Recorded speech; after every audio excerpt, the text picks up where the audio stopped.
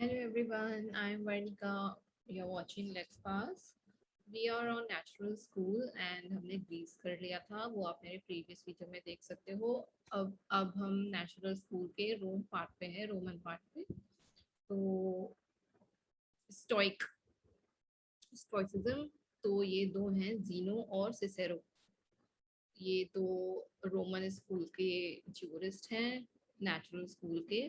तो जीनो कौन थे, पहले ये बात करते हैं। जीरो हु वाज, उनकी हिस्ट्री थोड़ी सी जान लेते हैं। He was a wealthy merchant.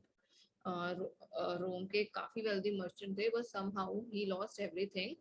और जब वो गरीब हो गए और जब उनके पास कुछ नहीं रहा, तो he started to read Socrates. And ये सॉक्रेट्स की फिलोसफी में काफी इंटरेस्टेड हो गए। And then thereafter he founded stoicism. Now what is the meaning of stoicism? So ये जो word है ना, ये generate हुआ है STOA, stoa, I don't know the pronunciation is right or no. stoa, STOA POIKILE, stoa पोकिले। तो ये एक बिल्डिंग हुआ करती थी रोम में, जहाँ पे जो जीनो है फिलोसफर, ये यहाँ पे स्टडी करते थे बच्चों के साथ, और जो इनके फॉलोअर्स थे उनको स्टोइक्स कहते थे।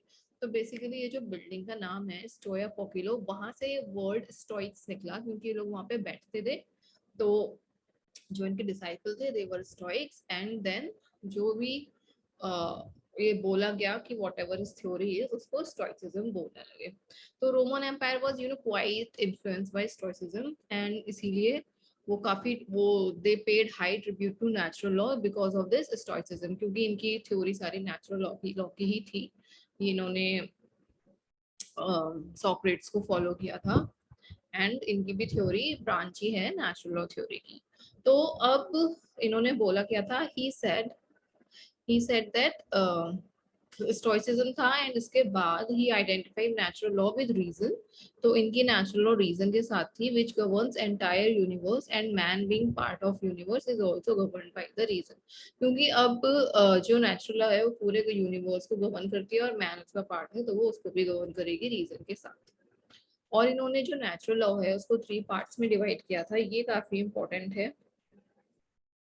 पहला है यूज सिविल, सेकंड है यूज जेटियम, और थर्ड है यूज नेचुरल। तो यूज सिविल का मतलब है सिविल लॉ, यूज नेचुरल का मतलब है principles of natural law, and jus gentium का मतलब है first form of international law. Actually सिर्फ इंटरनेशनल लॉ है, लेकिन अगर कभी you may get question in exam that who ना discovered the first form of international law, jus जेटियम।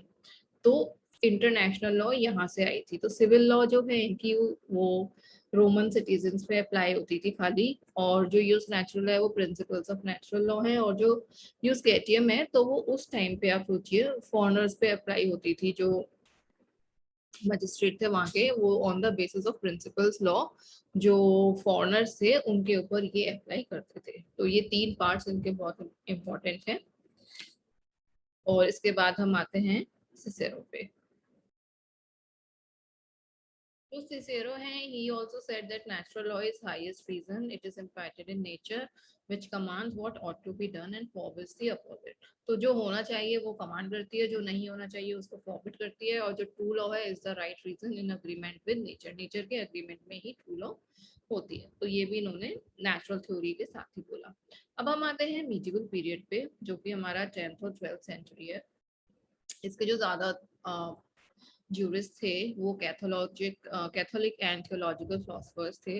Medieval period है नेचुरल स्कूल ही, लेकिन इन्होंने यहाँ पे थोड़ा सा आगे बढ़ा और लॉजिक और सिस्टम लगाया नेचुरल स्कूल में। जो इसके मेन ज्यूरिस्ट हैं वो है सेंट थॉमस एक्विनस। इन्होंने 4 टाइप्स दिए थे लॉ के। जो फर्स्ट है law of God, natural law, divine law, human law. और ही सेड दैट, और इन्होंने ये बोला था that an ordinance of reason for the common good made by him who is the care of the community and propagated through reason. अब ये जो पूरा चीज है ये मैं आपको एक बार समझा देती हूँ। मीडियल पीरियड के ये एक ही ज्यूरिस्ट है मेन, सेंट थॉमस एक्विनस। तो जो सेंट थॉमस एक्वाइनस है, इन्होंने क्या किया था, इन्होंने ये जो 4 चीजें दी, law of God, so law of God तो लॉ ऑफ गॉड हो ही गई। Natural law reveal through reason, divine law जो स्क्रिप्चर्स में लिखा होता है वो, और ह्यूमन लॉ जो पॉजिटिव लॉ है। तो इन्होंने इसमें करा क्या था, इन्होंने मेजरली इनका ये डिवाइन लॉ का हिस्सा है। व्हाट ही सेड दैट कि नेचुरल लॉ तो इज ऑब्वियसली द पार्ट है which reveals itself in natural reason, and this is applied by human beings to govern their affairs and relations। तो ये तो पूरा नेचुरल थ्योरी हो ही गया। जो डिवाइन लॉ है, तो obviously he was a saint, he was a Christian. तो he said that divine law, तो लॉ ऑफ स्क्रिप्चर्स यानी कि जो हमारे जो रिलीजियस ग्रंथ हैं वो, तो जो लॉ, जो डिवाइन लॉ है, तो जो चर्च है, तो उन्होंने इस डिवाइन लॉ में चर्च को अथॉरिटी बना दिया कि जो चर्च है वो इंटरप्रेट करेगा ये स्क्रिप्चर्स को, और वहां से लॉ निकल के आएगी।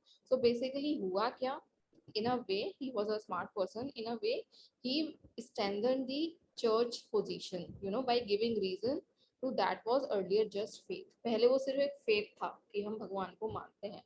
क्यों मानते हैं, रीजन ये यहाँ पे निकाल के ये ले आए कि क्योंकि वो एक डिवाइन लॉ है, ये जो स्क्रिप्चर्स है आप इसको मानो, और चर्च जैसे इसको इंटरप्रेट करेगा वैसे मानो। क्योंकि ऑब्वियसली जो सेंट हैं, जो जैसे सेंट एक्वाइनस हो गए या और भी सेंट होंगे, अब हमारे यहाँ पे जैसे पंडित हो गए, ऐसा माना जाता है ना कि वो उनको ज्यादा समझ होती है स्क्रिप्चर्स की, वो अच्छे से पढ़ सकते हैं, तो इसीलिए तो वही चीज था। तो इन्होंने इनके इस मूव से तो जो सुपरमेसी ऑफ चर्च बन गई और पोजीशन काफी स्ट्रेंथन हो गई चर्च की, एंड लोगों को ये एक्चुअली एक रेशनल आर्गुमेंट लगा भी। तो और इनके हिसाब से जैसे सारे जो नेचुरल थ्योरी का है कि जो पॉजिटिव लॉ है it should be in conformity with natural law. तो पॉजिटिव लॉ होती है मैनमेड लॉ, तो जो भी मैनमेड लॉ है वो कंफॉर्मिटी में होगी नेचुरल लॉ के। अगर वो कंफॉर्मिटी में नहीं है तो पॉजिटिव लॉ को हटा देना चाहिए। पॉजिटिव लॉ का मतलब होता है मैनमेड लॉ। तो ये इनका ही है। तो ये कहानी थी सेंट थॉमस एक्वाइनस की। अब हम आ जाते हैं कौन से पीरियड पे, रेनेसांस पीरियड पे, जो कि है 14 से 18 सेंचुरी। और इसमें ये चार हमारे ज्यूरिस्ट हैं, तो मैंने जो सबसे नीचे ज्यूरिस्ट लिखे हैं इनको हम सबसे पहले लेंगे, और उसके बाद आप मैं ये ईयर के हिसाब से लूंगी 1583 से 1645। फिर हम थॉमस हॉब्स को लेंगे, फिर हम जॉन लॉक को लेंगे, और फिर हम ये जो लास्ट है हमारे इनको लेते हैं। लेकिन ऐसा ये हम नेक्स्ट वीडियो में करेंगे। रेनेसेंस पीरियड दो नेक्स्ट वीडियो में करते हैं, तो भी नेक्स्ट 2 वीडियोस में रेनेसेंस पीरियड और मॉडर्न पीरियड खत्म हो जाएगा। तो चलते हैं, सी यू, बाय।